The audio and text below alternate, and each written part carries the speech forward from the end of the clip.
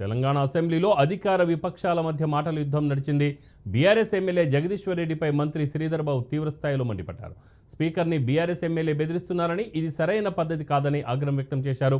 గతంలో మంత్రిగా పనిచేసిన జగదీశ్వర్ రెడ్డి సమన్వయం కోల్పోయి మాట్లాడుతున్నారని అసహనం వ్యక్తం చేశారు. ప్రభుత్వం ఏర్పడ్డాక సంవత్సర కాలంలో ఎన్నో సంక్షేమ కార్యక్రమాలు చేపట్టామని స్పష్టం చేశారు. సంవత్సర కాలంలోనే ప్రభుత్వంపై నిందలు వేయడం సరైంది కాదని అన్నారు. బీఆర్ఎస్ విమర్శలకి తాము గట్టిగా సమాధానం చెప్పే ధైర్యం ఉందని స్పష్టం చేశారు.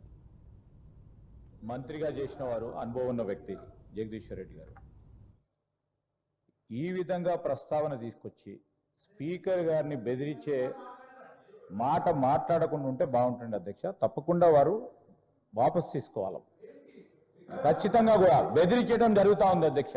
చైర్ను బెదిరించడం జరుగుతూ ఉన్న సందర్భం ప్రత్యక్షంగా మొత్తం యావత్ రాష్ట్రానికి సంబంధించిన ప్రజలందరూ కూడా చూస్తూ ఉన్నారు. దయచేసి కోరుతా ఉన్నాం.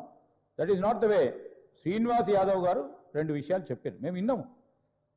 మళ్ళా అదే ప్రస్తావన తీసుకొచ్చి ఈరోజు వారు చెప్తా ఉన్నారు అధ్యక్ష. గవర్నర్కు సంబంధించిన ప్రసంగానికి సంబంధించి ఏదో మాట్లాడినారు, ఆర్టిఫిషియల్ ఇంటెలిజెన్స్ అన్నారు, ఇంకేదో అన్నారు, ఇంకా విన్నాం.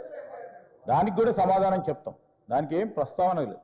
తిరిగి తీసుకొచ్చి గవర్నర్ ప్రసంగమే విషయంలో అనేక సందర్భాల్లో చెప్పుకుంటూ పోయి 10 నిమిషాల తర్వాత ప్రసంగానికి సంబంధించిన అంశం మాట్లాడకపోక మా మంత్రి గారు కానీ మా సభ్యులు కానీ స్పందించడం జరిగింది.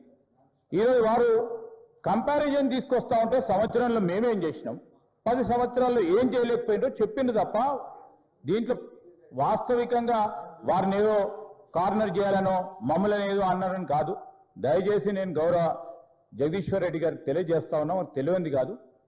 గవర్నర్ ప్రసంగానికి సంబంధించి మీరున్నది అనుభవం ఉంది, మీకు మంత్రిగా చేసిండ్రు, ఈ విధంగా చేస్తే బాగుంటుందని చెప్పండి.